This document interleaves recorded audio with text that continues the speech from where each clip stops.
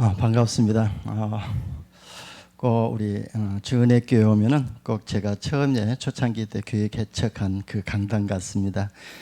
칠판도 우리도 이렇게 되어 있었거든요. 그래가지고 또 가운데 십자가 있었고 그렇게 매립으로 되어 있었는데 그리고 또 우리 목사님하고 저하고 좀 공통점이 있는 것 같아요.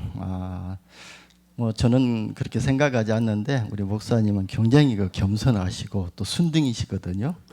제가 목회를 한다고 하니까 부산의 오천노 목사님이 목사님 같은 순둥이가 어떻게 목회하려고 신학을 하고 교회를 개척했냐고 그러더라고요.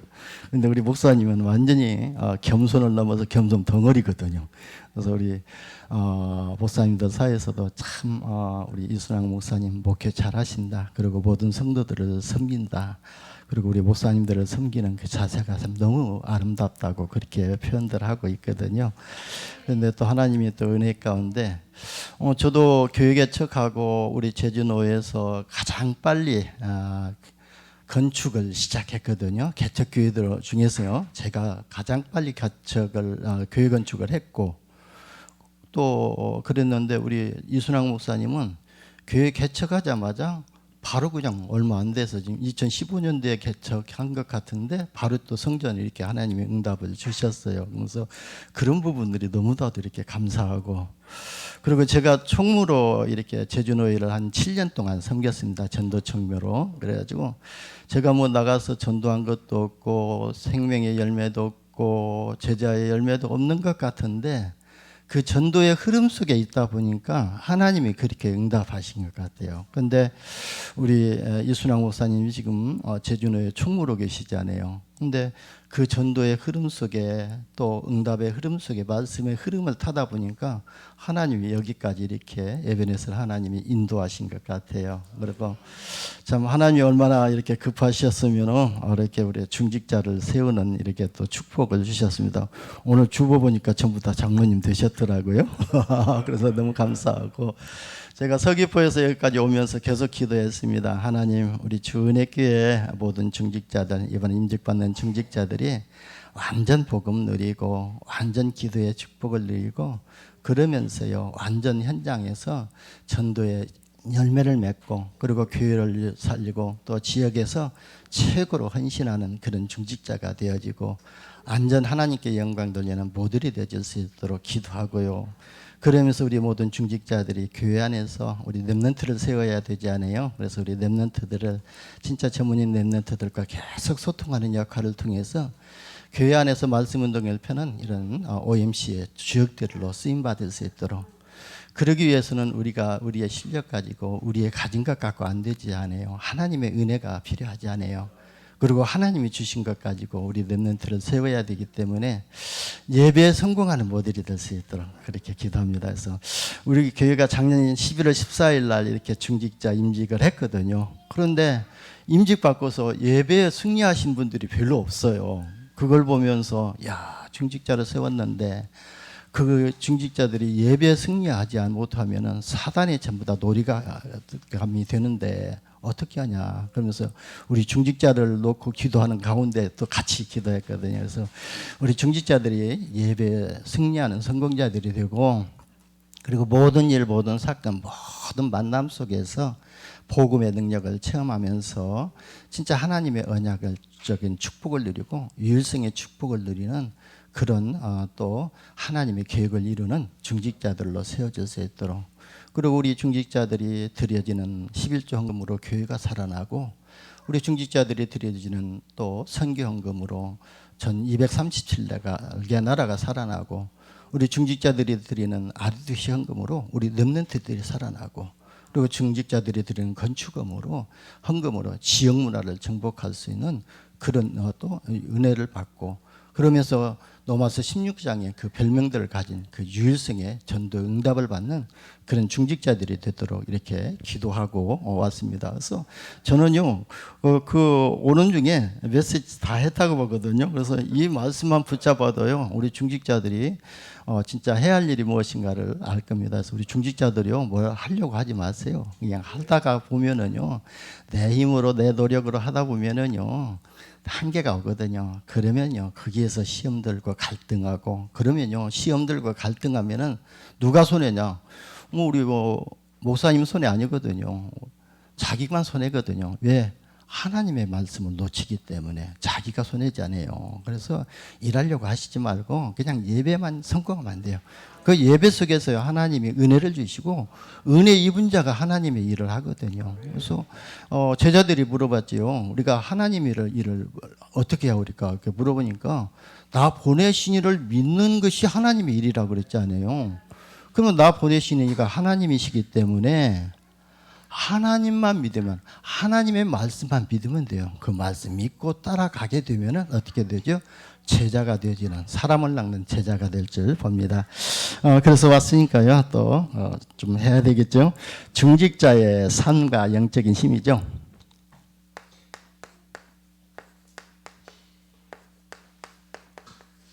저는 이 삶을 얘기할 때 이 삼자가 들어가면 굉장히 율법적이다 하는 생각을 가지고요. 이 삼자를 참 사용하기가 그렇더라고요. 근데 진짜 우리의 삶은 필요하거든요. 그래서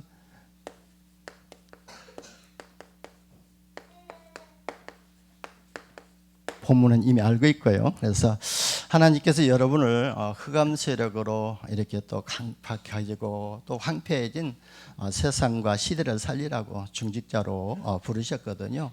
그래서 중직자가 전도자의 삶을 사는 것이 최고의 힘을 누리는 거라고 볼 수가 있습니다. 왜냐하면요, 예수님께서 제자들을 원하는 자로 부르셨잖아요. 그래서 우리 중직자들을 지금 주님께서 원하시는 자로 지금 시대에 부르셨어요. 그렇다면요, 뭐 하려고 부르셨죠? 그 목적과 그 또 계획을 다 말씀했잖아요. 내가 너희를 부른 것은 너희와 함께 있기 위함이다 그랬어요. 그래서 주님이 함께 있기 위하는 것은 하나님의 말씀과 함께 있는 것이 주님과 함께하는 삶이거든요. 그래서 주님과 함께 있기 위하며 그리고 전도도 하며 그랬거든요. 그래서 진짜 우리를 부르신 것은 지금 세상 현장이 또 흑암 세력으로 강팍해졌고 황폐해져 있기 때문에 귀신 문화로 지금 들고 또 이렇게 완전히 만연되어 있잖아요. 어제 이태원에서 그 압사 사건 나왔잖아요. 그게 뭡니까? 다 귀신 축제잖아요. 그 귀신 축제에 역사해가지고 159명이 죽게 되고 149명이 죽었잖아요.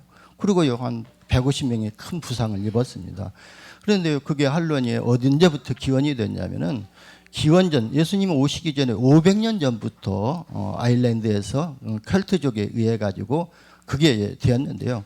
그 사람들은 무엇을 믿었냐면은 사람이 죽으면은요, 그 영혼이 사람 몸속에 들어가서 1년 동안 살다가 올라간다는 거예요. 그것을 이제 또 기념하면서 축제를 했던 것이 그게 지금까지 내려왔던 거거든요. 그래가지고 또 이 로마가 이제 그 켈트족 아일랜드를 점령하고 켈트족을 점령하고 나서 기독교 형제가 이제 그 11월 1일 날을 모든 성직자의 날로 이렇게 제정하면서 그때 켈트족들이 이렇게 지내왔던 그 풍속을 전야제로 해가지고 지금 그게 지금까지 내려왔던 거예요. 그래가지고 지금 뭐 귀신들 지금 보면 한련 축제 때 전부 다 뭐 어떤 가면을 쓰지 않아요. 어떤 막 괴물들 가면 쓰고 또 마귀 가면 쓰고 막 그러는데요.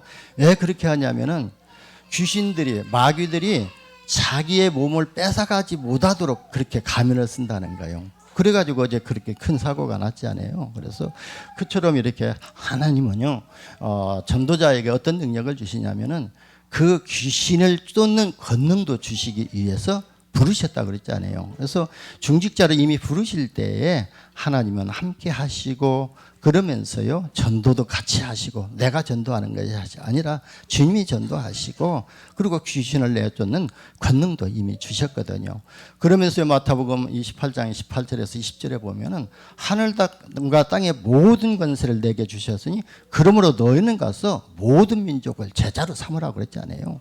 그러면서요, 이 제자 삼는 일, 이 중직자 일, 전도자의 삶을 살 때에 주님이 세상 끝날까지 함께 하시겠다고 약속하셨습니다. 여러분 진짜 하나님이 함께 하시면요 이미 그 인생 대박난 인생 되거든요. 하나님이 함께 하시면요 나의 능력대로 사는 것이 아니라 하나님의 능력으로 살기 때문에 그렇습니다. 그런데 우리가 중직자로 부름받았지만 여전히 영적 문제에 이렇게 침체해서 수렁에서 빠져나오지 못하고 현실 앞에서 이렇게 또 갈등하고 딜레마에 빠져 걸려들게 되지 않습니까?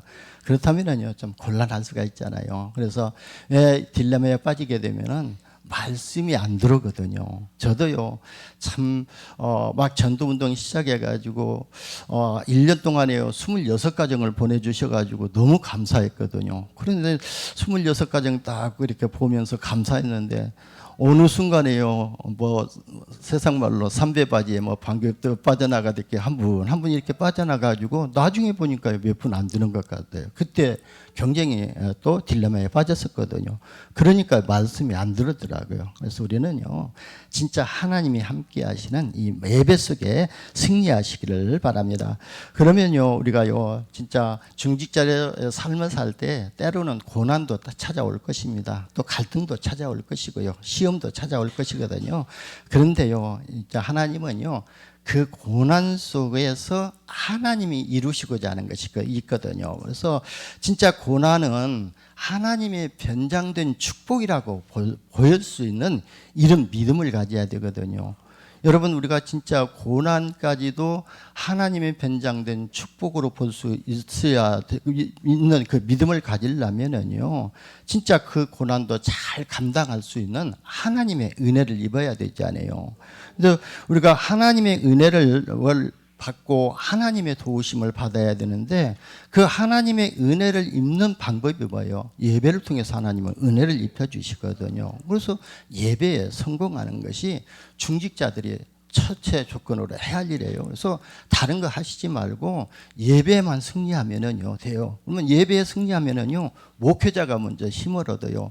여러분 강단에 올라가 가지고 오실 분들이 안 오시고 딱 자리가 비어 있으면요 우리 목사님은 안 그러겠지만 저는요 그냥 다리가 이렇게요 힘이 빨리 풀려버립니다. 와, 왜 안 오셨는가? 어찌 안 오셨는가? 자꾸 거기에 생각하다 보면은 찬송도 그냥 가사도 놓칠 수도 있고 그러거든요. 근데 우리 중직자들이 딱 앉아서 예배 드리려고 말씀 받으려고 눈망울 졸졸 이렇게 바라보고 있으면요 힘이 생기거든요. 없었던 말씀도 없었던 은혜도 하나님이 새롭게 주시는 것을 제가 실제로 체험했거든요. 그러면요 우리가요 하나님의 도우심을 받아야 되는데 그 고난까지도 감당할 시험을 또 감당할 힘을 하나님이 주셨잖아요. 고린도전서 10장 13절에 보게 되면은 사람이 감당할 만한 시험밖에는 당한 것이 없나니 그랬거든요. 그래서 하나님은 미프사 하나님이 신실하시다는 거예요. 하나님은 거짓말을 하시지 못한다는 거거든요. 그래서 하나님은 미프사 감당치 못할 시험 당을 너에게 허락지 아니하시고 시험 당할 쯤에 피할 길을 내서 너희로 능히 감당하게 하신다고 그랬어요. 그래서 중직자가요 하나님이 주시는 힘을 얻기 위해서는 먼저 예배에 성공하고 하나님의 절대 언약을 붙잡기를 바랍니다. 그래서 우리 저와 여러분이 진짜 하나님의 말씀에 집중해야 되거든요. 저도요 하나님의 말씀에 집중하는 체질이거든요. 그래서 하나님의 말씀에 집중해서 내가 은혜를 받아야 진짜 우리 성도들을 바라볼 때 모든 것을 복음의 눈으로 바라보게 되고 그리고 전도자의 눈으로 바라보게 되고 그렇게 되거든요. 그렇지 않으면 육신적으로 바라보게 되면은요 조그마한 흠만 있어도요 왜 그런가 하고요 판단하게 되고 정죄하게 되잖아요. 근데 복음의 눈으로 보게 되면은요 기도 제목이 나와요. 기도하게 되거든요. 그래서 제가 먼저 은혜를 받아야 우리 성도들이 은혜를 받고 우리 성도들이 살기 때문에 제가 좀 집중하거든요. 근데 여러분이 진짜 말씀에 집중하게 되면요 여러분 자신이 먼저 치유의 응답을 받게 되고 여러분 자신이 치유의 응답을 받으면요 가정에 돌아가서 아무 일을 하지 않아도요 가정이 하나님이 함께 하시고 하나님이 치유해 나가시는 그런 응답을 보게 될 줄 봅니다. 그래서 우리 중직자들이 먼저 영적인 힘을 얻어야 되죠. 그래서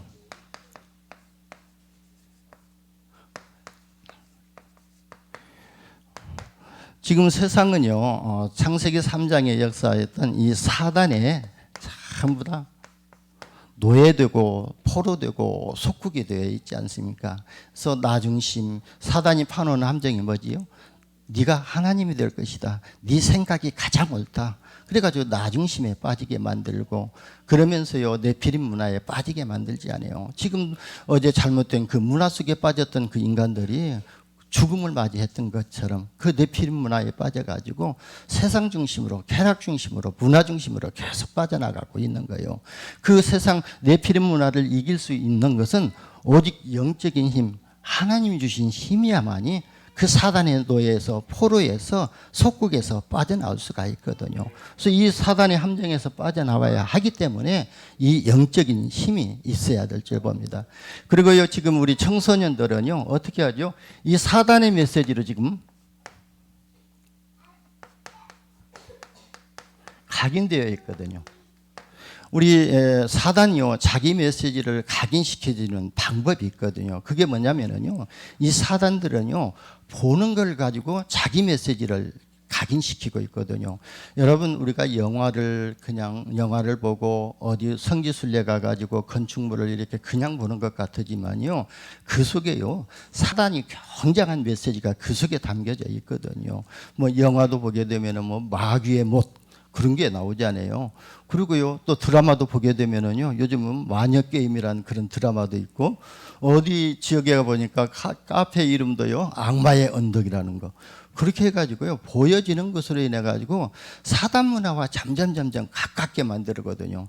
저는요, 우리 집사님 한 분이 언젠가 그러더라고요. 자꾸 강단에서 제가 사단을 결박하고 이 귀신들을 쫓아내고 하니까요, 나중에 저한테 하는 말이요, 목사님 사단이 불쌍해요, 귀신이 불쌍해요. 그래서 왜요? 그랬더니 목사님이 자꾸 강단에서 사단을 결박하니까 불쌍하대요. 그런데요, 그 사단을 불쌍하게 여겼던 그 집사님이 몇 년 전에 귀신이 들려가지고 약 한 2달 정도 고생을 했어요. 자꾸 먹으면 토하고 병원에 가도 진찰 진단이 안 나오고, 그래서 또 그 어머니가 믿지 안 해가지고 점쟁이를 찾아가니까요, 귀신 2마리가 들어가 있더라는 거예요. 그 소리를 듣고 정신 차리고 저희한테 전화가 왔더라고요. 목사님 살려달라고. 그래가지고 저희 집에서 약 한 2개월 동안 계속 저녁에 말씀 보고 기도하고 그랬는데요, 그 감사하게도 하나님께서 역사하셔가지고 귀신이 떠나갔어요. 그래가지고 지금 잘 출근하고 직장생활 잘 하고 있습니다. 그래요, 사단에게요, 진짜 우리가, 사단은 결박의 대상이고 대적이잖아요. 그거 애정으로 느끼면은요, 이 사단이 언제 침투할지 몰라요. 그렇기 때문에 우리는요, 이 사단 메시지를, 사단이 계속 우리 청소년들에게 보는 걸 통해서 자기 메시지를 각인시키고, 그러면서요, 듣는 걸 가지고 또 자기 메시지를 각인시키고 있거든요. 요즘 청소년들 전부 다 음악 듣고 있잖아요. 귀에다 다 꽂고 다니잖아요. 그 음악이요, 뉴 에이지 음악이요, 거의 80%가 넘거든요. 그래가지고 자기 메시지를 계속 각인시켜주고 있는 거예요. 그뿐만 아니라 이 사단은요, 읽는 걸 가지고 또 자기 메시지를 각인시키고 있거든요. 그래서 우리가, 저도 서점에 근무할 때요, 뭐 손님들이 들으면서요, 요즘 베스트셀러가 뭐고 어떤 책이 좋냐고 이렇게 좀 골라달라고 하거든요. 그러면 저는요, 그렇게 말했어요. 좋은 책이 없다. 어느 책을 읽고 내가 그걸 어떻게 받아들이고 어떻게 소화시키냐에 따라서 그게 나에게 좋은 책이 된다. 아무리 좋은 자서전이라 하더라도, 유연전이라 하더라도 그거 내가 잘못 받아들이면은 그게 독이 될 수 있다고 그렇게 얘기하면서 스스로 고르라고 말을 하거든요. 그래서 진짜 유 목사님도 요즘에 독서를 권장할 때 유인전을 보라고 하시잖아요. 근데 유인전 속에는 사단이 주는 메시지가 없기 때문에 그래요. 그래서 우리가 독서를 하고 책을 읽어도 그 속에서 내가 진짜 복음으로 재해석할 수 있는 이런 지혜가 없다면은 오히려 책을 많이 안 읽는 것이 좋아요. 물론 책을 많이 읽으면요, 간접적으로 많은 사람들과의 접촉이 되어져서 나의 단점을 보완할 수 있는 그런 장점도 있습니다만은, 그것을 재해석하지 못하면요, 그 사람의 사상이 나에게 들어올 수가 있거든요. 만약에 그 사람이 마귀의 영을 받고 그 사상을 가지고 있다면, 그 사람 사상이 나에게 들으면은 우리 청소년들 어떻게 되겠어요? 그렇기 때문에 우리가 복음을 좀 읽는 것도 주의해야 될 줄 봅니다. 그래서 우리 청소년들에게요, 진짜 우리는요, 오직 복음의 말씀만 들려줘야 될 줄 봅니다. 그래서 로마서 10장 17절에 보면은 믿음은 들음에서 나고 들음은 그리스도의 말씀으로 말미암이라 그랬거든요. 그래서 우리 청소년들에게 계속 복음으로 인생을 편집하게 만들고 하나님의 나라의 말씀으로 설계되게 만들고 그러면서 성령 충만함으로 디자인 되어질 수 있도록 해야 될 줄 봅니다. 그래서요, 우리는요, 이 말씀이 우리 자녀들에게 떠나지 않게 하면 돼요. 그래야 우리 자녀들이 237 나라 살리는 치유, 서밋의 응답을 받게 되거든요. 그래서 우리는요, 이런 사단이 자꾸 자기 메시지를 각인시키기 때문에 영적인 힘을 얻어야 되고, 그러면서요, 우리는 영적 군사, 영적 전쟁을 해야 되거든요.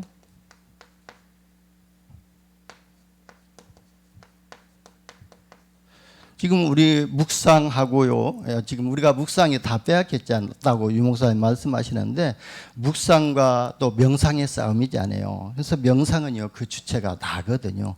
나를 비우고 나를 또 세우고, 그래서 나에게 주체가 나고, 묵상의 주체는 누구예요? 주인이 하나님이시지 않아요. 그래서요, 우리는 이 영적 전쟁에서 승리하려면은요, 진짜 하나님의 말씀을 붙잡고 계속 묵상해야 될 줄 봅니다. 그래서 지난주 월요일 날 저 애월에 있는요, 그 어느 지역에다가 저는 안 가봤는데 저희 집사람하고 저희 집 교회 성도하고요, 그 지역에 가서 기도하고 왔더라고요. 그래서 명상센터를 짓는데요, 아주 그냥 엄청나게 그 범위가 굉장히 넓더라는 거예요. 그기다 명상센터를 짓는다는 거예요. 그래서 그 지역의 명상센터 속에 역사는 흑암 세력을 꺾기 위해서 둘이 가서 기도하고 왔다고 그러더라고요. 그러면서 저보고도 같이 가자고 그러더라고요. 그래서 한번 가보려고 합니다. 그 명상센터를 어느 정도 규모를 가지고 짓고 있는가. 아마 그거에 명상 학교까지 세워질지 않을까 하는 그런 생각도 가지거든요. 그래서 이 명상센터 이런 것들과의 우리가 영적 싸움을 해야 되지 않아요. 그래서 에베소서 6장 12절에 보면은 우리의 싸움은 혈과 육에 대한 것이 아니라 그랬거든요. 진짜 우리 통치자들과 권세자들과 또 어둠의 세상을 주관하는 또 주관자들과 하늘에 있는 악의 영들과의 싸움이라 그랬거든요. 그래서 우리는 이런 악한 영들과의 싸움하기 위해서 영적인 힘을 가져야 될 줄 봅니다. 그래서 저와 여러분요, 예배에 성공하면서 영적인 힘을 가져야만이 우리가 내성 전쟁에서도 승리할 수가 있습니다. 여러분, 우리가 요 성전 건축이냐 아니면은요, 사단의 또 역사하는 그런 또 우상 성전을 건축할 것인가, 이걸 놓고 우리는 영적 싸움을 해야 될 줄 봅니다.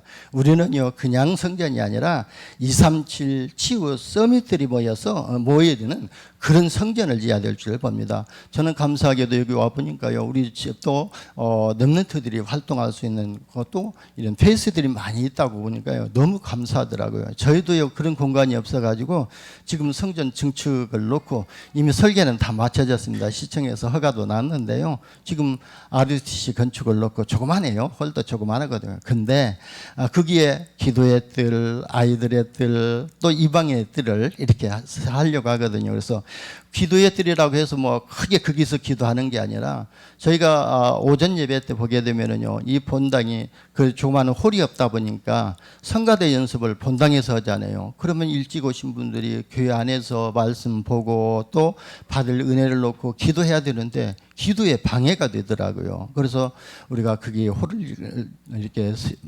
만들면 그 홀에서 이제 성가대 연습을 하게 되면은 그분들이 와서 이제 일찍 오시면 성도님들이 본당에서 기도하잖아요. 보이지 않게 기도의 뜰이 준비가 되어지는 거예요. 그리고 오전 예배 또 주일학교 마치고 나면 아이들이 집으로 돌아가는데 그 공간에서 마음껏 놀 수 있는 그런 공간, 마음껏 자기의 어떤 기능을 발휘할 수 있는 그런 공간을 만들고, 그리고 다민족들이라고 해서 치유 상담소를 만들고 그랬거든요. 그래서 저희 교회에서는요, 다올 행복 상담소라는 그런 상담소를 설치했어요. 그래서 세무서에 다 허가를 받아놓고 있고, 또 이사회를 해가지고 이사회에도 결성이 되어가지고 매월 이렇게 이사들은 거기에 대한 행복 상담소를 위해서 지금 헌신하고 있거든요. 그래서 그 행복 상담소를 통해서 이제 또 이방인들의, 그리고 또 플랫폼이 되어질 수 있도록 안테나가 되어질 수 있도록, 파수망이 될 수 있도록 지금 기도하고 지금 건축을 시작하려고 하고 있습니다. 그래서 우리가 그냥 성전 건축이 아니라 237 치고 서밋 이 후대들이 살려지는, 그들이 모여드는 그런 성전 건축이 되어야 될 줄 봅니다. 우리가요 또 본론으로 들어가서요. 첫 번째 우리 중직자들의 삶이 시작이 중요하겠죠. 그래서 삶의 시작에는요, 우리가 요한복음 1장에서 완전 결론을 내면 좋을 것 같아요. 저도요, 요한복음 1장 1절에서 51절 가지고 내 인생을 완전히 편집하고 설계하고 디자인했다고 볼 수가 있거든요. 그래서 진짜 중직자들의 삶의 시작은요, 복음 하나로 충분하고 완전하고 모든 것이 돼야 될 줄 봅니다. 그래서요, 이 요한복음에 보면요, 요한복음 1장에요, 진짜 복음 하나로 충분하고 완전하고 모든 것이 된다는 답이 다 그 속에 있더라고요. 그래서 요한복음 1장 가지고요, 인생의 결론을 완전히 내야 될 것 같습니다. 그래서요, 요한복음 1장 1절에 보면 태초에 말씀이 계시니라 그랬거든요. 그래서 태초에 이 말씀이 계셨어요. 그래서 이 말씀이 계시는데 그 말씀이 누구? 이 말씀이 곧 하나님과 함께 하셨으니 그 말씀이 곧 하나님이시라고 그랬잖아요. 그래서 이 말씀이 하나님이신데요. 그리고 3절에 보면은요, 그 안에는 생명이 있었다고 그랬습니다. 그래서 여러분 3절에 만물이 그로 말미암아 지은 바 되었으니 그 지은 것이 하나도 그가 없이는 된 것이 없느니라 했거든요. 그러니까 하나님께서 누구시라고요? 만물이 그가 없이는 지어진 것이 하나도 없다고 했거든요. 그러면 하나님이 창조주요. 하나님이 창조주시고, 그리고 4절에 보게 되면은요, 그 안에 생명이 있으니 또 이 생명은 사람들의 빛이니라 그랬거든요. 그래서 바로 그 창조주 하나님이 생명이라는 거예요. 그러고 나서 그 5절에 보면 1.5절에 보면 빛이 어둠에 비추되 어둠이 깨닫지 못하더라. 그러니까 이 생명의 빛이 어두운 세상에 비치는 빛이 되셨다는 거예요.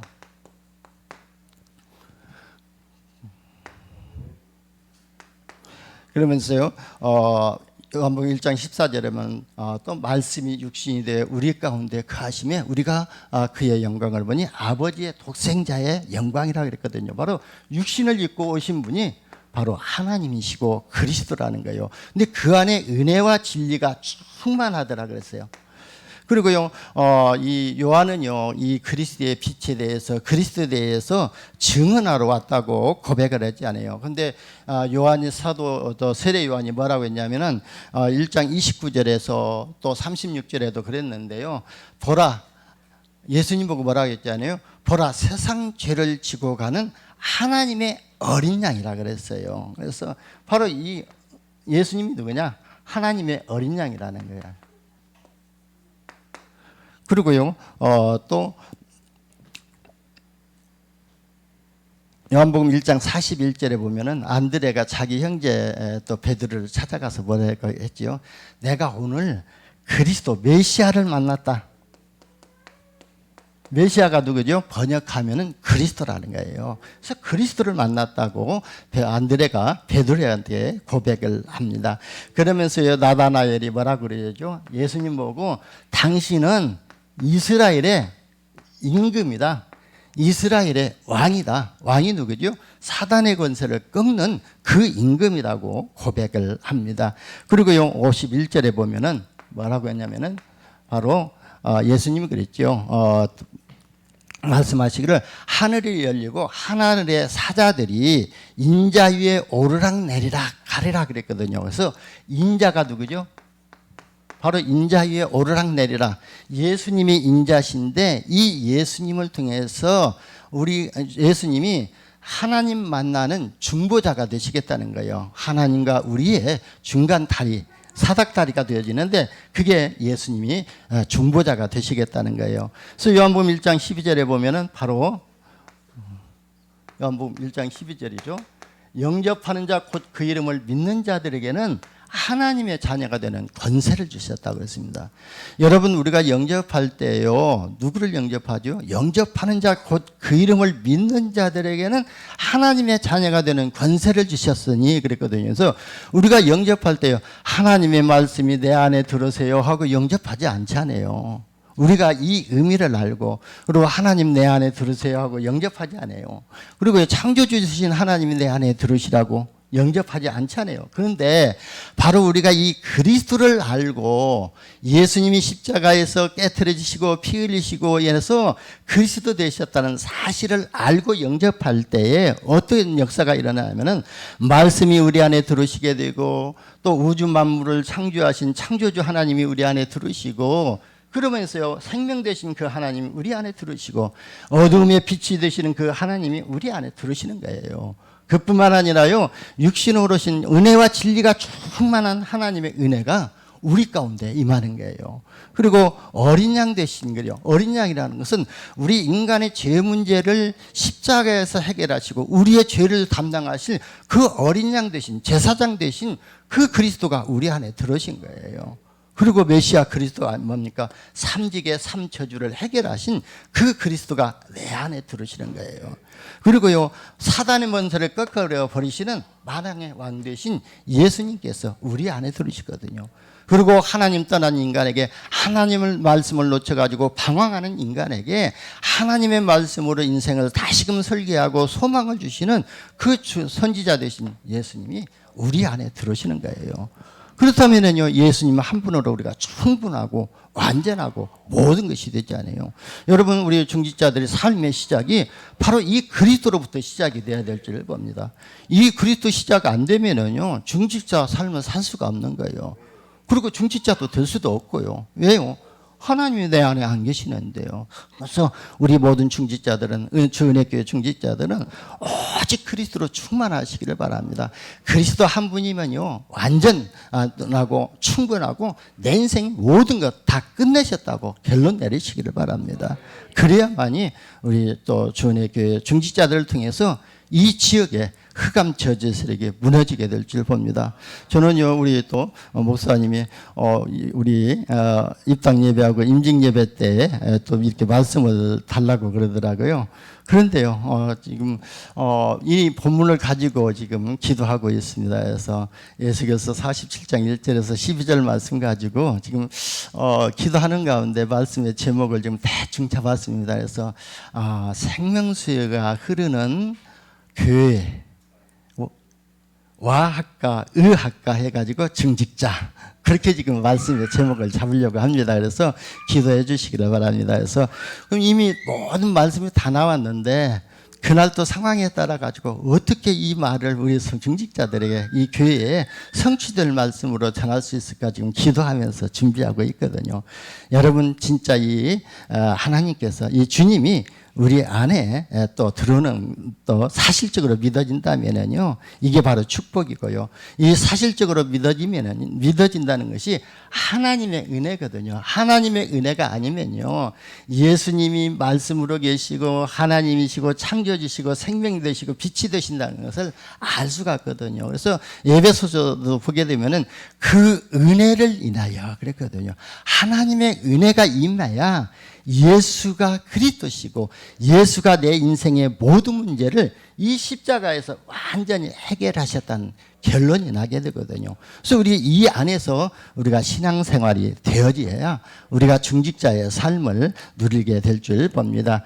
그러면서 우리 중직자들은요, 어떻게 영적인 힘을 얻어야 되냐면은 이제 복음 누리는 힘이 있어야 될 줄 봅니다.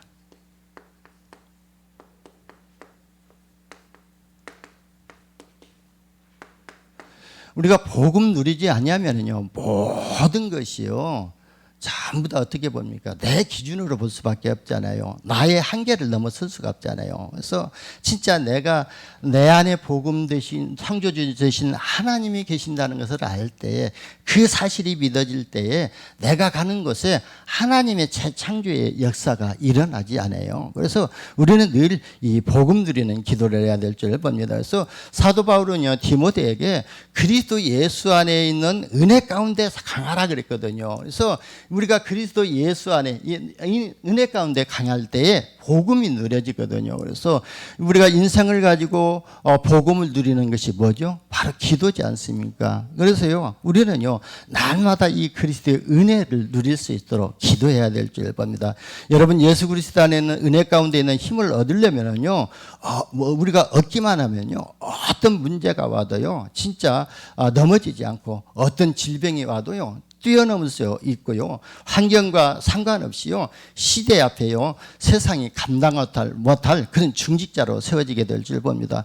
여러분, 제가요. 진짜 이 은혜가 임하지 않을 때는요. 모든 것이 제 기준으로 보여지게 되고요. 그리고 조그만 사건만 터져도요. 그게 큰 문제거리가 됐는데 진짜 복음을 누리고 있다 보니까요. 진짜 이 기도 속에서 복음을 누리다 보니까요. 그 복음의 능력이요.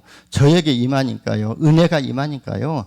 모든 문제가요 축복으로 보여지게 되고요 나를 갱신하는 시간표로 보여지더라고요. 그래서요 진짜 우리 중직자들이 복음 누리는 힘이 중직자의 능력인 줄 봅니다. 그래서요 또 우리가 먼저 복음 누리는 기도를 하시기를 바랍니다. 그래서 이 기도는요 모든 것이라고 볼 수가 있거든요.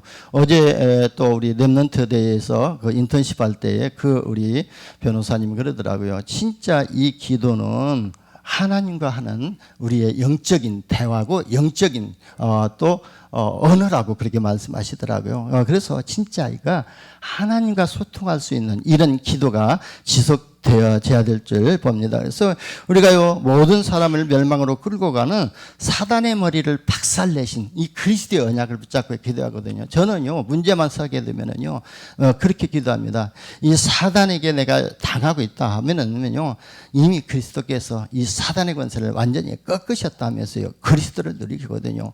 그리고 내가 하나님의 말씀을 놓쳐가지고요 갈등하지 않아요. 그걸 놓고 기도합니다. 하나님, 제가 하나님의 말씀을 놓쳤습니다.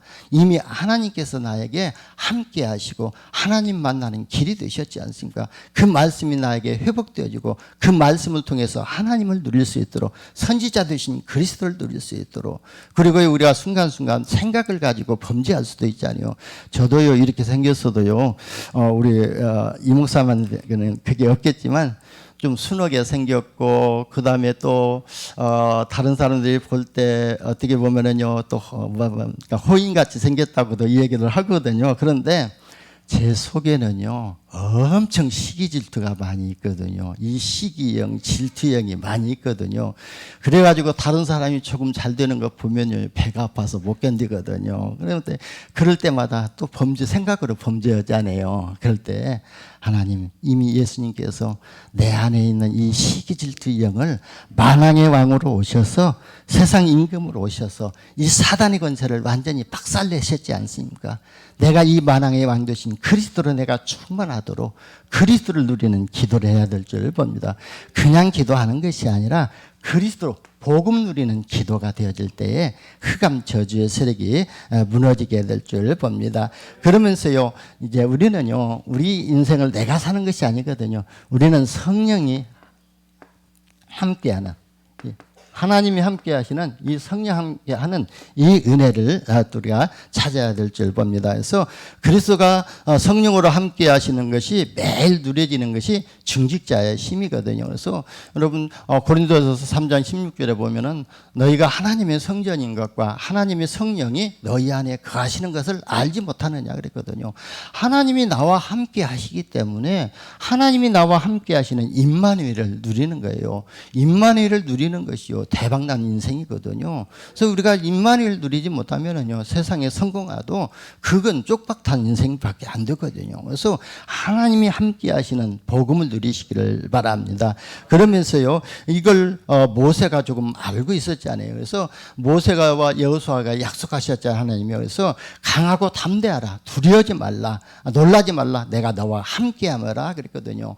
이것이 성령 내주이고요. 그리고요 중직자들이 또 어디 할 힘이거든요. 여러분 요한복음 14장 16절에서 17절에도 보면은요 보혜사 성령으로 우리의 삶을 인도하시잖아요. 그래서 진짜 우리는요 그냥 말씀 따라가는 게 성령의 인도를 받는 거예요. 여러분, 내가 어떻게 성령의 인도를 받아 이렇게 착각할 수가 있는데요. 여러분은 여기 자리에 앉아 있는 이 자체가 성령의 인도예요. 그냥 성령의 인도는요, 보이지 않잖아요. 근데 내가 하나님의 말씀 받기 위해서 교회에 와 있다는 그 자체가 오늘 또 성령의 인도하심 따라서 온 거예요. 성령의 인도하심이 없다면 이 자리에 올 수가 없거든요. 그래서 보혜사 성령으로 우리를 인도하시잖아요. 그래서 진짜 우리 보혜사 성령으로 우리의 삶을 인도하시는데 어디까지 인도하시냐면은 여러분들을 성공의 자리까지도 인도하시거든요. 그리고 여러분을요, 응답의 자리로 인도하십니다. 바로 이 현장이 어디죠? 바로 하나님의 말씀이 성취되고 성취될 말씀을 받는 현장, 응답의 자리가 이 현장이거든요. 그래서 이 성령은, 보혜사 성령은요, 우리를요, 응답의 자리로, 성공의 자리로 인도하시는 것이 바로 영적 비밀이거든요. 그래서 늘 성령의 인도를 받도록 복음을 누리시기를 바랍니다. 이때요, 우리가 사도행전 1장 8절에 보면 성령의 충만함을 받게 되거든요. 성령 충만이라는 것은요, 진짜 내 인생을 내가 사는 것이 아니라 하나님이 살아주시는 인생을 사는 것이 성령의 충만이거든요. 그래서 이 성령의 충만함을 받았던 사도들은요, 전부 다 하나님이 원하시는 삶을 살게 됐거든요. 사도 바울도요, 하나님이 원하시는 삶 속에 전도자의 삶을 살게 됐죠. 그래서 오직 성령이 너에게 임하시면 너희가 권능을 받고 예루살렘과 온 유대와 사마리아와 땅 끝까지 이르러 뭐라고요? 내 증인이 되리라 그랬어요. 그래서 우리가 복음 누리는 기도만 하고 있었는데요, 하나님이 나와 함께 하시고 나의 삶을 인도하시고 나에게 성령의 충만함을 주셔서 가장 좋은 전도자의 삶을 살 수 있도록 인도하시고요, 응답의 자리로 인도하실 줄 봅니다. 그러면서 세 번째는요, 말씀 속에서 누리는 힘을 얻어야 될 줄 봅니다. 그래서 이 말씀 속에서요, 중직자들이 힘을 얻어야 될 줄 봅니다. 그래서 하나님은요, 말씀은요, 완전하시고 영원하시고 절대적인 말씀이시거든요. 그래서 지금도 역사하시고 살아계셔서 역사하시는 말씀이잖아요. 그래서 그 말씀으로 만물을 창조하셨잖아요. 그래서 진짜 우리가 말씀을 선포할 때에 재창조의 역사가 일어난다는 확신을 가지시기를 바랍니다.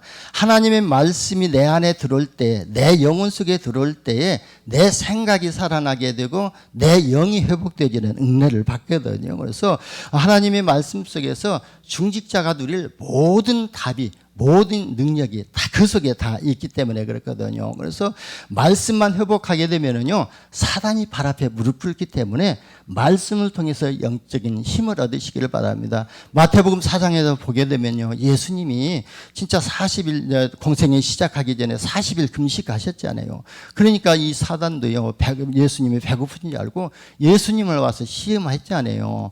그래서 돌을 명해서 떡이 되게 해서 먹어보라고 했을 때 예수님이 뭘로 또 물리쳤죠? 말씀으로 물리치셨던 거예요. 그리고요, 경배대상을 바꾸고 높은 곳에 올라가 가지고 예수님을 3번 시험했을 때 주 너희 하나님을 시험하지 말고 우리 하나님의 사람이 떡으로만 살 것이 아니라 하나님의 입으로 나오는 모든 말씀으로 살 것이라고 그랬거든요. 그래서 하나님의 말씀만 회복이 되어진다면은, 말씀이 뿌리 내려지고 말씀 인도받는 체질만 되어진다면은요, 우리가 승리할 수가 있습니다. 그래서 우리 구원받은 자들이 몇 가지 특징이 있지 않습니까? 보면은 구원받은 자들은요, 하나님의 말씀을 사모하는 그 특징이 있어요. 그래서 갓난아이가 갓난 어린아이가 어머니의 젖을 사모하는 것처럼 구원받은 하나님의 자녀는요, 하나님의 말씀을 사모하게 돼 있어요. 이 하나님의 말씀을 사모할 때에 그 말씀 속에서 내 영을 살리고 내 가정을 살리는 영적인 힘이 또 나게 됩니다. 그러면서요, 구원받은 하나님의 자녀들은요, 또 무슨 생각이 드냐면은 이 말씀을 붙잡고 진짜 하나님과 계속 기도할 수 있는, 대화하는 이 기도가 되어지지 않아요. 그래서 또 여러분이 진짜 이 말씀을 붙잡고 우리가 기도할 때에 영적인 힘이 솟아나게 될 줄 봅니다. 그러면요, 우리 중직자들이 하나님의 말씀으로 힘을 얻을 때 어떻게 되죠? 승리하게 돼요. 승리했다는 것은 내가 영적 싸움에서 승리하고 사단이 꾸꾸라지고 막 넘어지고 그런 것들이 보여지는 것이 아니라 나의 신앙생활 속에서 내가 과거에 알지 못했던 이런 영적 문제들이 보여지게 되고, 이런 영적 문제가 보여지게 되면은요, 영적 문제가 치유되거든요. 그러면 사단과의 영적 싸움에서 승리하는 거예요. 여러분, 우리 안에는요, 진짜 이 사단이 꼭 숨겨놓은 영적 문제가 있거든요. 나도 모르는 영적 문제가 있어요. 그런데 어느 날 말씀을 붙잡고 기도하다 보니까 그것이 보여져요. 보여졌다면, 발견되어졌다면 그 속에 뭐가 되죠? 보여지게 했던 것, 발견되게 했던 것도 하나님의 은혜가 임했던 거거든요. 하나님의 은혜가 임하게 되면은요, 그 사단의 세력은 무너지거든요. 그 영적 싸움에서 승리하게 되는 거예요. 우리가요, 이런 영적 싸움에서 승리해야만이 중직자의 삶이 회복되어지게 될 줄 봅니다. 그리고요, 왜 우리가 하나님의 말씀을 붙잡아야 되냐면은 시편 119편, 105편에 보게 되면은 하나님 말씀은 나의 발의 등이라고 했고요, 나의 가는 길의 빛이라고 그랬거든요. 그래서 말씀을 받을 때에 우리가 소망이 보이게 되거든요. 미래가 보이게 되거든요. 여러분, 저의 나이가 지금 70이거든요. 근데 70이다면 어떻게 돼요? 아직 미래에 대한 소망이 없잖아요. 그런데 지금 저는요, 말씀을 받고 진짜 그리스도가 나와 함께 하신다는 것이 딱 믿어지기 때문에요, 237 언약을 붙잡고 복음의 흐름 속에, 말씀의 흐름 속에, 응답의 흐름 속에서 237 언약을 붙잡은 거예요. 237 나라 복음화를 언약으로 붙잡은 거예요.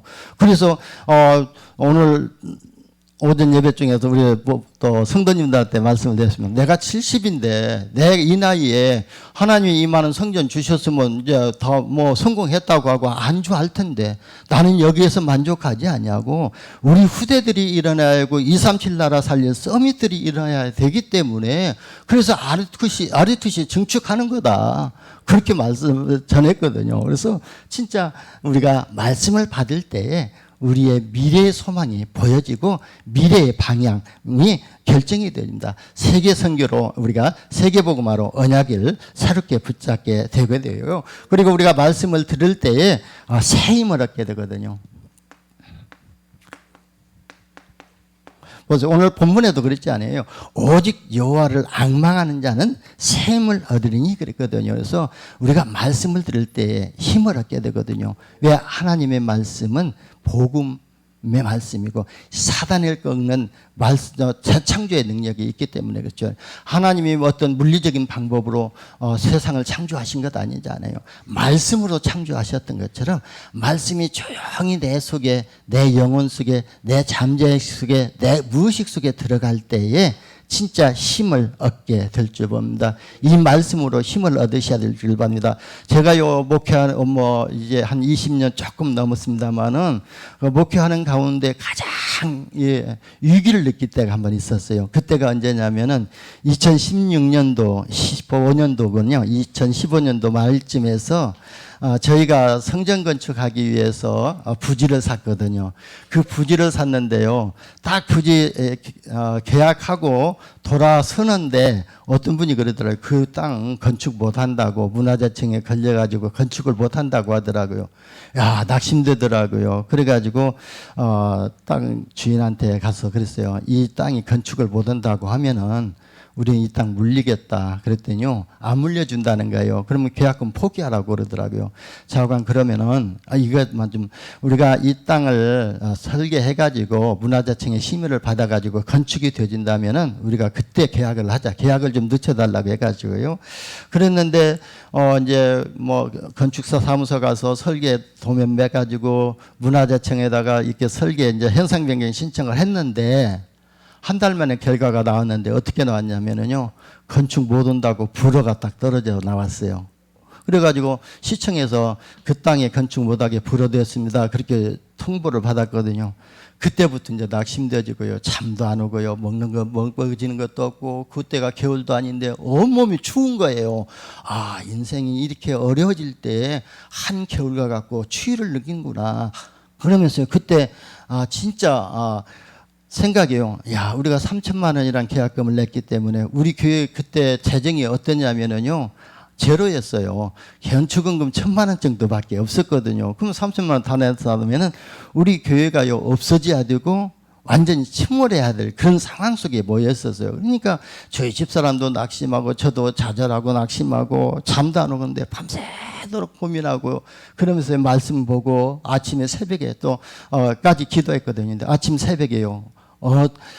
기도하는데 말씀이 떠오르더라고요. 이사야서 43장 1절에서 3절 말씀이 딱 떠오르더라고요. 야곱아 너를 창조하시니가 지금 말씀하시느니라 그랬거든요. 너는 두려워하지 말라 그랬거든요. 그 말씀을 하시더라고요. 그러면서요, 네가 간다, 또 물을 건널 때에도 물 가운데 지날 때도 내가 너와 함께함이라. 네가 그 물이 너를 침몰하지 못할 것이다. 불 가운데 네가 지날 때에도 그 불꽃이 너를 사르지 못하리라. 그걸로만 가지고는 믿음이 안 생기잖아요. 분명히 하나님 함께 하시고 그렇게 하시겠다고 하는데요. 그런데 어떤 말씀을 잡았냐면은 그렇다. 이스라엘 백성들이 또 출애굽해가지고 홍해를 건널 때에 홍해를 물 가운데로 이렇게 마른 땅같이 걸어갔잖아요. 그러면 이스라엘 백성들이 홍해를 건넜지 않냐. 근데 뒤에 따라오던 애국 군대들은 그 수장됐지 않느냐. 그러면서요, 내가 하나님의 자녀고 하나님이 나와 함께 하신다면은 그 강물이, 지금 이 강물이, 이 문제가 나를 침몰하지 못할 것이다. 우리 평강교회를 넘어뜨리지 못할 것이다. 그러면서요, 또 생각했어요. 그러면 불꽃은 뭡니까? 하면서요. 불꽃을 하니까요. 다니엘의 세 친구들이요. 풀무불 가운데 들어갔지 않아요. 그 풀무불 가운데 들어갔는데요. 어땠어요? 그 불꽃이 그들을 사르지 않았잖아요. 그 말씀 붙잡으니까요, 힘이 생기더라고요. 밥을 그래가지고 아침에 우리 집사람하고, 야, 하나님이 우리 교회 안 넘어뜨리신단다. 함께 하시겠다고 건축하게 하신다고. 이제 제가 희망을 가지고 우리 집사람한테 밥 달라고 하고 밥 먹고요. 힘내가지고 건축사 사무실에 가서 이것 어떻게 하면 허가 나겠습니까? 했더니 일단은 세종에 가가지고 그 문화재청에 가가지고 사무관하고 만나서 미팅을 한번 해보라고. 왜 불허가 떨어졌는가. 그래서 이제 만나려면은요, 먼저 여기 서귀포 시청 문학과에 가서 그 사람 당담자를 알아야 되잖아요. 그래서 시청 문학과에 가서 그 사람 보고 그랬어요. 내가 지금 이거 땅이 불허가 돼가지고 이 심의관을, 사무관을 만나야 되는데 전화번호 좀 알려달라고 했더니 알려주더라고요. 그래가지고 전화를 했어요. 전화를 했더니 그 사무관이 그러더라고요. 그 땅, 그 건축물이냐고. 그래서 그렇다고 했더니, 그렇지 않아도 그 건축물에 대해서 심의관들이 굉장히 심도 높게 고민하면서 또 심의를 했다는 거예요. 그래가지고 불허 떨어졌다고 그러더라고요. 그래서 왜 불허가 떨어졌는데요? 그랬더니 그게 건축 고도가 너무 높아요. 그러더라고요. 그래서 우리가 1층을 지으면서 고도가 몇 미터냐면은 9.7m가 나왔어요. 9.7m면 엄청 높지 않아요. 그러면서 그분이 하는 소리가 약 7m 정도로만 줄이면은 그러면 건축 허가 난다고 그렇게 얘기를 하더라고요. 그러면요, 십자가 탑을 띄면 되겠죠? 그랬더니 십자가 탑이 한 2m가 넘더라고요. 그거 띄면 되겠다고 그러더라고요. 그럼 그 십자가 탑은 어떻게 할 거냐고. 지상에서 올리면 되죠? 그랬더니, 그렇게 해도 되겠다고 하면서, 그러면 그때가 12월 달이거든요. 그러니까 12월 매월 마지막 주에 그 건축 심의를 한대요. 근데 12월 달엔 크리스마스가 있어가지고, 그러면 한 주 앞당겨서 심의를 하니까 바로 재설계해가지고 보내달라고. 그러면 통과될 거다고 그래가지고 바로 해서 넣었더니 통과가 되더라고요. 그래요. 우리가요, 진짜 낙심되고 좌절하고 꼬꾸라지고 넘어지고 할 때에 하나님의 말씀을 붙잡으면은요, 그 속에서 힘이 나고요, 그 속에서 새로운 소망을 갖게 될 줄 봅니다. 그래서 말씀의 힘을 얻으시기를 바랍니다. 그리고요, 우리가 말씀의 힘을 얻는 방법이 있잖아요. 그래서 우리가 이 방법은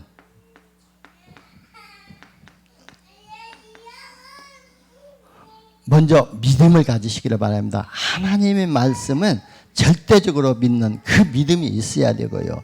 그러면서요, 하나님의 말씀으로 은혜를 받아야 될 줄 봅니다. 하나님의 은혜가 임하지 아니하면은요, 말씀을 아무리 받아도 힘이 안 생기거든요. 하나님이 저에게 그런 은혜를 주셨기 때문에 그게 말씀이 깨달아지고 그 말씀을 자꾸 붙잡게 되어지는 것이거든요. 그래서 예를 들어 베드로가 그랬잖아요. 주는 그리스도시요 살아계신 하나님의 아들이시라고 고백할 때 뭐라고 했죠? 야 베드로야, 네가 잘나가지고 네 지식을 가지고 내가 그리스도가 하나님의 아들인 것을 안다고 안 했거든요. 네가 하나님의 은혜를 입었구나 그랬잖아요. 여러분이 하나님의 은혜를 입을 때에 말씀 속에서 힘을 얻게 될 줄 봅니다.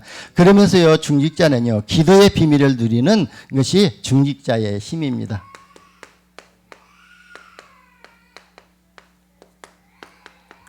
그래서요, 여러분, 우리가요, 진짜 오늘 본문에도 보면은 오직 여호와를 앙망할 때 새 힘을 주신다고 했잖아요. 그래서 여호와를 앙망한다는 것은 바로 이 기도잖아요.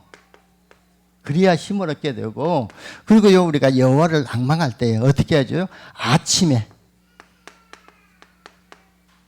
저는 아침에 일어나가지고요, 기도할 때요, 우리 교회 안에 모든 성도님들을 위해서 기도하고 우리 중직자들을 위해서 아까 오는 그 기도를 계속 하거든요. 우리 모든 중직자들이 완전 복음, 완전 기도, 완전 전도, 완전 헌신, 완전 영광 돌리는 모델이 되지고 우리 중직자들이 우리 교회 안에서 렘넌트들과 그렇게 늘 소통하면서 말씀 운동을 통해서 우리 렘넌트들을 양육할 수 있도록, 그리고 예배에 성공할 수 있도록, 그리고요 복음의 모든 사건을 볼 때에 그냥 영적 육신의 눈을 가지고 보는 것이 아니라 복음의 눈을 가지고 볼 수 있도록 모든 일, 모든 사건, 모든 만남 속에서 그렇게 보고, 그래서 언약적인 축복을 누리는 중직자들이 될 수 있도록 그렇게 기도하거든요.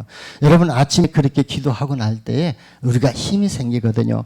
그리고 우리가 낮에는요, 우리 생활 속에서 24 기도를 계속 드리는 거예요. 그래서 순간순간 내가 사단에게 속는 부분들 입을 할 때에 이미 사단의 권세는 십자가에서 완전히 꺾었지 않느냐. 나에게 재앙을 가져다주고 나에게 이런 생각을 가져다주는 흑암 저주의 세력은 결박될지어다 하면서 계속 24시간 기도의 비밀을 누리는 거예요. 우리 집사람은요, 저 가다가 조금 틀어지지 않아요. 그러면 주는 그리스도시요 살아계신 하나님의 아들이시라고 그렇게까지도 안 해요. 그리스도거든요. 그 속에 다 있어요. 우리 둘이 관계를 맡고 있는 이 흑암 저주의 세력은 무너질지어다. 우리 둘의 관계가 회복되어질 수 있도록 그리스도로 충만하게 해달라고 그 속에 담고 그렇게 기도하는 것 같아요. 제가 그렇게 들려져요. 그러면서 저는 웃어버리거든요. 그러면 우리 또 렘넌트 하나가 그러더라고요. 목사님, 우리 교회는요, 우리 가정은요 진짜 복음 받은 가정인 것 같아요. 그러더라고요. 그래서 왜 그러냐 그랬더니 우리 어머니하고 아버지하고 싸우면은요, 싸우고 나서도 할렐루야 한다고 그리고 풀어진다는 거예요. 그러면서 우리 가정은 복음 받은 가정이 맞다고 그렇게 얘기하더라고요. 그렇습니다. 우리가 24시 기도 비밀을 누리면은요, 사단이 틈탈 여유가 없어요. 틈이 없거든요. 우리가 사단에게 조그마한 틈만 내주면은요, 이 사단은요 여지없이 파고들 거거든요. 여러분 태풍이 한번 지나가면 그냥 지나갑니까? 모든 거 다 쓸어버리고 넘어뜨리고 가잖아요. 상처 다 내놓고 가잖아요. 그런 것처럼 사단이요, 우리 마음속에 쓰나미처럼 한번 딱 파고들면은요, 우리의 마음 상태에 엄청난 데미지를 입히고 나가잖아요. 그렇기 때문에 이 사단이 우리 마음 가운데 침투하지 못하도록 24 기도가 되어져야 될 줄 봅니다. 그러면요, 우리가 24 기도가 되어지면은 오늘 본문에도 나오지 않아요. 피곤한 자에게는 능력을 주시고 또 무능한 자에게 능력을 주신다고 했잖아요. 그러면 피곤과 무능이 무너지게 될 줄 봅니다. 그래서 우리가 여호와를 낭망하고 24시 기도할 때에 우리의 피곤이 넘어지거든요. 제가 지금 24일 날 지금 11월 8일 날 한라산 가려고 이렇게 저희 집사람하고 지금 등록을 해놨는데, 진짜 너 가면서도 그러거든요. 하나님 나에게 생을 달라고. 오직 여호와를 앙망하는 자는 생을 얻으리니 독수리의 날개 치며 올라감 같을 것이다. 우리 김종구 목사님 합숙훈련 받을 때 말 떠듬떠듬 하면서 간증하시는 목사님 있잖아요. 자기 생활 가운데 지치면은요, 오직 여호와를 앙망하는 자는 생을 얻으니 독수리가 날개 치며 올라감 같을 것이다. 그 생을 주실 것이다. 그리고 외치고 나면은요, 힘이 생긴다고 그러더라고요. 저도 그러고 힘들 때 그러거든요. 그래서 진짜 날마다 그러면요, 우리의 피곤이 무너지고 무능이 무너지고, 그리고요 곤비치 않고요 피곤하지 아니하는 그런 샘을 주신다고 약속하셨습니다. 그러면요 우리가 또 기도할 때 어떻게 되냐면은 우리의 영안들이 열려지게 됩니다. 그래서 사도 바울이 고린도후서 12장에 보게 되면은 자기에게 있는 몸 낫기를 위해서 계속 기도했잖아요. 그러면서 자기가 자고하지 않기 위해서 계속 기도했는데 비몽사몽간에 삼층층을 보았잖아요. 그러니까 우리가 계속 기도하게 되면은요, 우리의 영안들이 열려지게 됩니다. 그래서 내가 사단에게 쏟고 있는 분, 우리 또 다른 만나는 사람이 사단에게 쏟고 있는 그런 부분들이 보여지게 되거든요.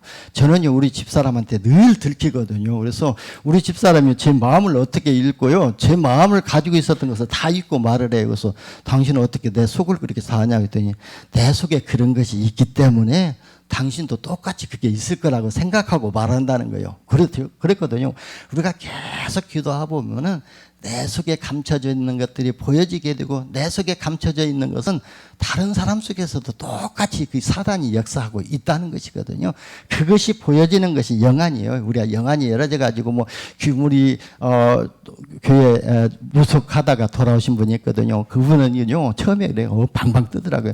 저 집사님에는 귀신이 몇 마리 붙어가지고 들어온다고 하고요. 그렇게 얘기하더라고요. 실제로 본 것처럼 얘기해요. 그런데 우리는 그게 아니잖아요. 보여지는 것은 다 허상이고 다 귀신의 장난이잖아요. 근데 내 속에 있는 것을 보면서 내 속에 있는 것이 사람 속에서 똑같이 있다는 그런 것들이 보여지고 영안이 열려지게 될 줄 봅니다. 그러면서 우리가요, 결론적으로 우리가 중직자의 삶을 살고 힘 있는 삶을 살게 되면은 모든 삶 속에서 그냥 이 증거가 나타나잖아요. 그래서 성령의 충만함, 이런 증거가 나타나게 되고, 그래서 중직자는요, 또 삶을 살기 때문에 어떤 고난이 와도요, 진짜 이겨낼 수가 있는 것입니다. 어떤 상황 속에 있다 할지라도 좌절하지 아니하고 낙심하지 아니하거든요. 그래서요, 증거를 이미 가지고 있잖아요. 하나님의 말씀이 함께 하시는 증거를 가지고 있기 때문에 또 문제가 오면은요, 오히려 웃게 되죠. 왜냐면은 또 하나님이 나를 더 한 단계 축복하시기 위해서, 나의 인생을 한 단계 업그레이드 하시기 위해서 이 문제를 허락하셨구나. 그렇게 보여질 때에 사단이 무릎 꿇지 왜 하나님 나에게 이런 문제를 가져다 줍니까 하면은 그때부터는 사단의 밥이 되거든요. 그래서 증거를 붙잡으면 될 줄 봅니다.